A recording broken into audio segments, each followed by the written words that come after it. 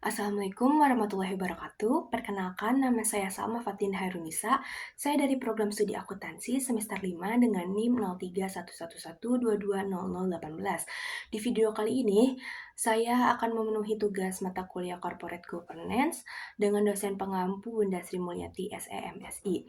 Di video kali ini, saya akan membahas tentang komite audit dan komite lain yang dibentuk oleh Dewan Komisaris. Berdasarkan prinsip corporate governance OECD 6E, Dewan Komisaris dapat mempertimbangkan pembentukan komite untuk membantu Dewan Komisaris dalam melaksanakan tugasnya, terutama tugas yang di dalamnya berpotensi mengalami benturan kepentingan. Contoh dari tanggung jawab tersebut adalah memastikan integritas laporan keuangan maupun non-keuangan, menelaah transaksi dengan pihak berelasi, menyeleksi dan menominasi anggota dewan, serta menyusun kebijakan dan besaran remunerasi anggota dewan.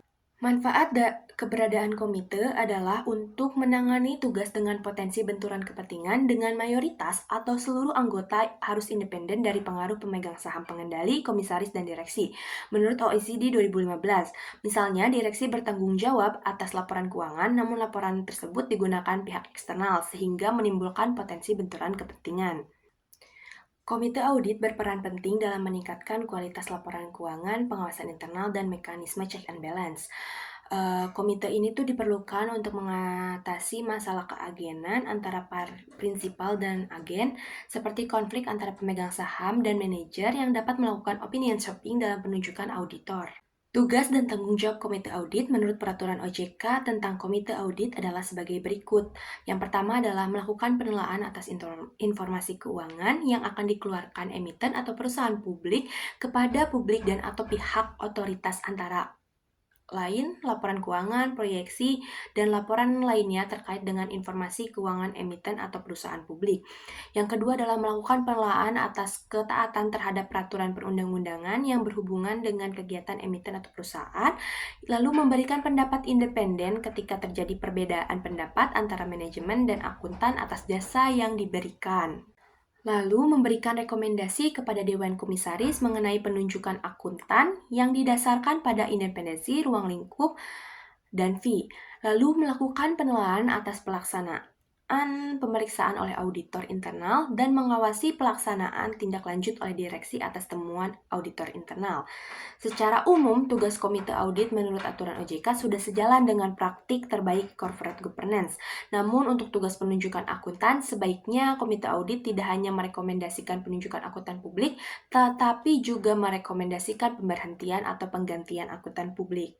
Dalam menyusun rekomendasi penunjukan akuntan publik dan KAP, komite dapat mempertimbangkan yang pertama, independensi akuntan publik KAP dan orang di dalam KAP tersebut, lalu ruang lingkupnya, imbalan jasa audit, keahlian dan pengalaman akuntan publik, KAP dan tim audit dari KAP, metodologi, teknik, dan sarana audit yang digunakan oleh KAP tersebut, manfaat fresh eye perspektif yang akan diperoleh melalui penggantian akuntan publik, KAP, dan tim audit dari KAP. Komite audit yang efektif dalam menjalankan tugasnya memberikan manfaat bagi perusahaan.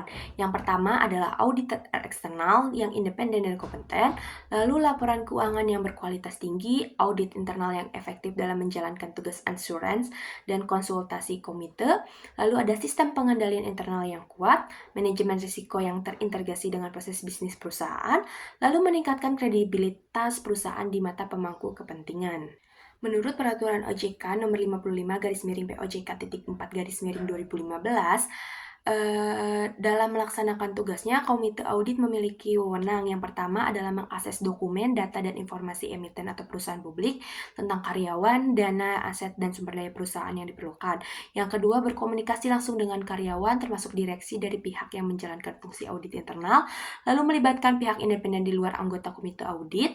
Yang terakhir adalah melakukan kewenangan lain yang diberikan oleh Dewan Komisaris. Lalu pembahasan selanjutnya adalah komite lainnya. Yang pertama adalah komite nominasi, bertugas menyeleksi dan menominasikan anggota Dewan Komisaris dan Direksi, memfasilitasi proses pemilihan, serta mengevaluasi kerja Dewan dan Komite.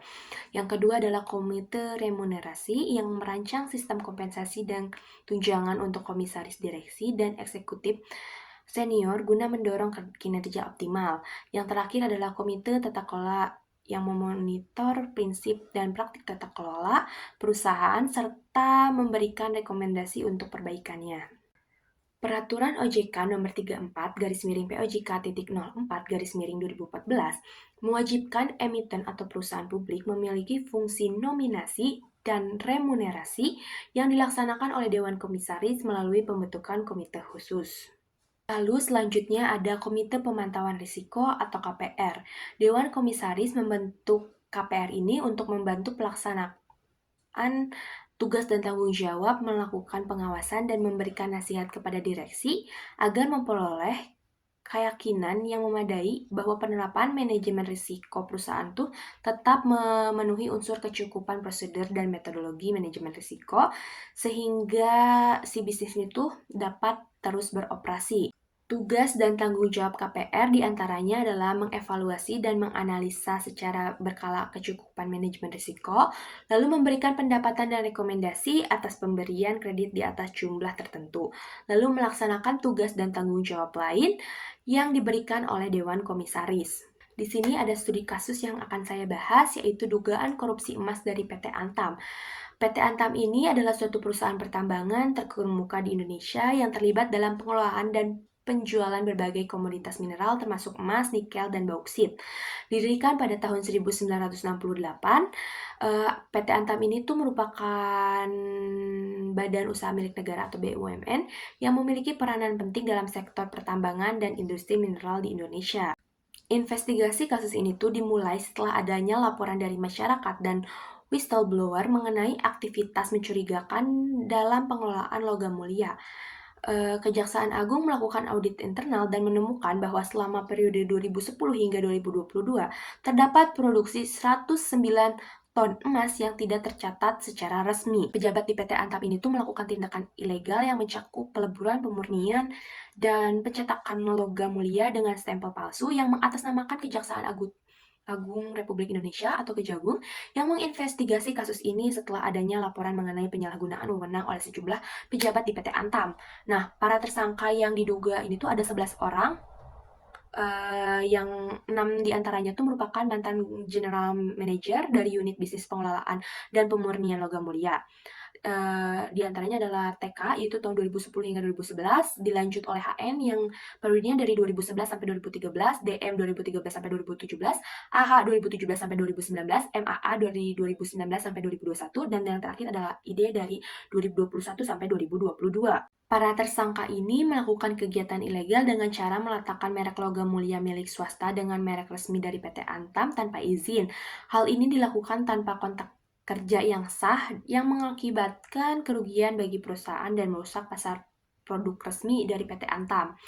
Nah, Kejagung telah menetapkan para tersangka berdasarkan alat bukti yang cukup dan mereka dijerat pasal 2 ayat 1 dan pasal 3 junto pasal 18 Undang-Undang Tindak Pidana Korupsi. Pemeriksaan terhadap para sanksi terus dilakukan untuk melengkapi berkas perkara. Nah, kasus yang tadi saya sebutkan itu mencerminkan pelanggaran serius terhadap good corporate governance yang diantaranya adalah transparansi. Biasanya transparansi ini adalah keterbukaan informasi mengenai pengelolaan dan laporan keuangan saat yang which is itu sangat penting untuk mencegah tindak korupsi. Nah, dalam kasus ini, kurangnya transparansi dalam pengelolaan emas menyebabkan penyalahgunaan wewenang. Yang kedua adalah akuntabilitas. Dewan Komisaris dan manajemen perusahaan harus bertanggung jawab atas tindakan mereka. Nah, tindakan para pejabat di PT Antam ini menunjukkan kurangnya akuntabilitas dalam pengambilan keputusan. Yang terakhir adalah independensi. Keberadaan komisaris independen yang tidak terlibat dalam operasi sehari-hari dapat membantu mencegah konflik kepentingan. Dalam kasus ini, tampaknya ada kegagalan dalam menjaga independensi di antara pejabat perusahaan. Mungkin cukup sekian penjelasan singkat dari saya. Mohon maaf bila ada kesalahan. Wassalamualaikum warahmatullahi wabarakatuh.